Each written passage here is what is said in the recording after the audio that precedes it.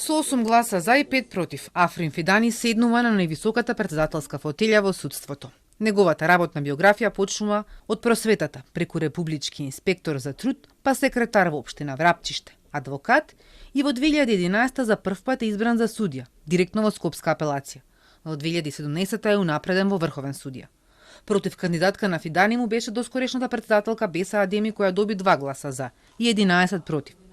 За Фидани гласаа членовите Дженита Бектович, Весна Дамева, Милјази Мустафа, Сели Мадени, Павлина Црвенковска, Ари Тонала и Ханиф Зендели. Двата гласа за Адеми дојдоа од Ари Тонала и Ханиф Зендели, кои гласаа и за двајцата кандидати. Членовите Антонита Димовска, Ивица Николовски, Данка Ристова, Тања Чачарова Илиевска и претседателот Камбовски не гласаа за ниту еден од двајцата кандидати. Меѓу забелешките за Адеми е тоа дека не соработувала со судскиот совет и за начинот на кој што го менаџирала судот. За Фидани дека не се истакнал доволно за да биде претседател. Идниот претседател на Врховен суд, ќе повторам, на највисокиот суд, очекувам да е личност со една посилна визија, личност која треба да биде пред да биде избран, познат во развој на правната мисла, а не преку изборот да биде познат како претседател на највисокиот. Другиот кандидат јас не го познавам, меѓутоа јас да ви кажам, па со ништо не се истакнал да сте судија на Врховен суд и да не ве познаваат колегите, тоа е малку чудно. Мора да сте напишале нешто, сте морали некаде да се истакнете некаде на некоја конференција, на нешто. Точно дека не е експониран во јавноста, но програмата, тоа што го бара закон, акционскиот план ги имаше во ред и немаше причина зашто да гласам. На тој начин па гласав за.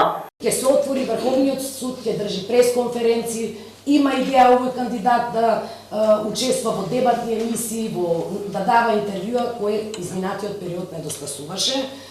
Понатаму исто така сметам дека е добро она што е наведено дека ќе има онлайн судења.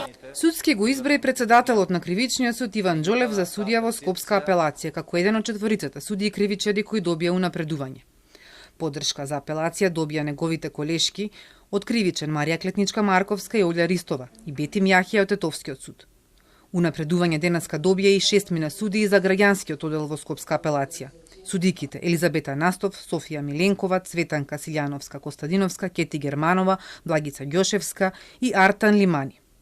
Костадиновска е сопруга на претседателот на Уставниот суд. Тој на прашање на Телма вели дека унапредувањето на неговата сопруга се должи на незиното искуство во граѓанскиот суд, 8 години како стручен соработник, а 17 години како судија.